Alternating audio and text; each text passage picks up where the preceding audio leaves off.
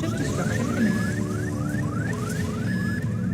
This game is called Escape from Whisper, and it's one of the more generic games you'll see from Coda.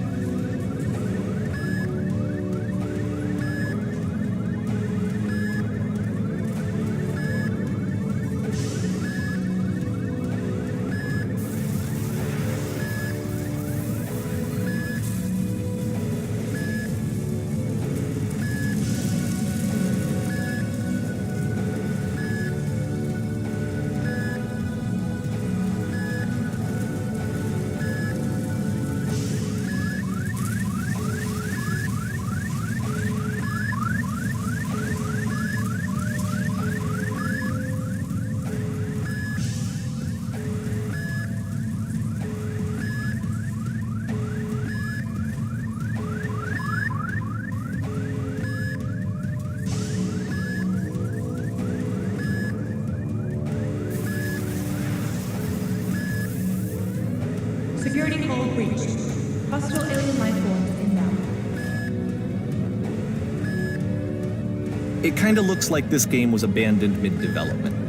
For instance, you have this gun, which you'd think would indicate that there are supposed to be monsters or enemies somewhere, but then clearly there are no enemies anywhere. You can't even reload the gun when you run out of bullets. But ultimately we don't really know. Maybe Coda thought that actually it was complete the way that it is. And I think that we should talk about his games for what they are, rather than for what they're not. Enemy force neutralized. Begin ship evacuation. I love how you can see the bottom of the universe from this room.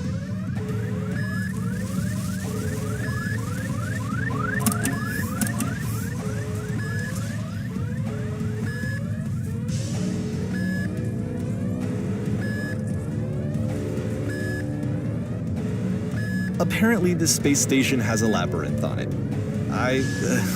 Sure, I don't know. There's really no reason for it that I've ever been able to discern, so in the interest of time, I'm just gonna skip you on past it.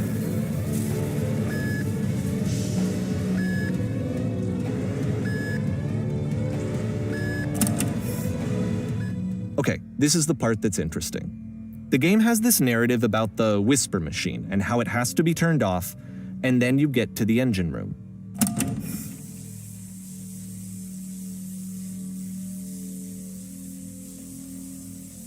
Hey, you there, in the engine room. You could save us all. That beam is powering the Whisper machine.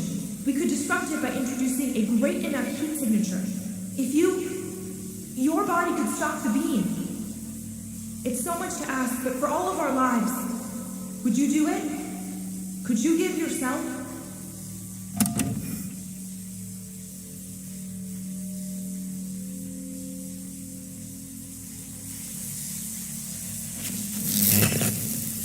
Let me pause here for a second.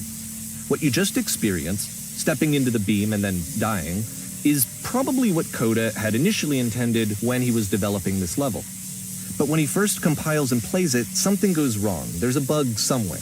And this is what happens instead.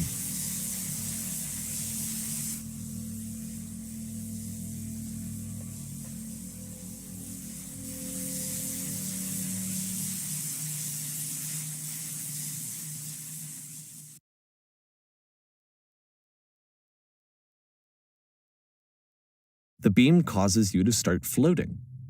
And this is an important moment for him. Because yes, this is technically a glitch, but Coda identifies something human about it, like how small it makes you feel in the face of this larger chaotic system.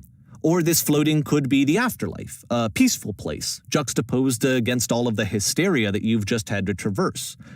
I don't even know. I have no idea what he was thinking, but what's clear is that after making this, something lodges itself in his brain. He wants to do more of these really weird and experimental designs.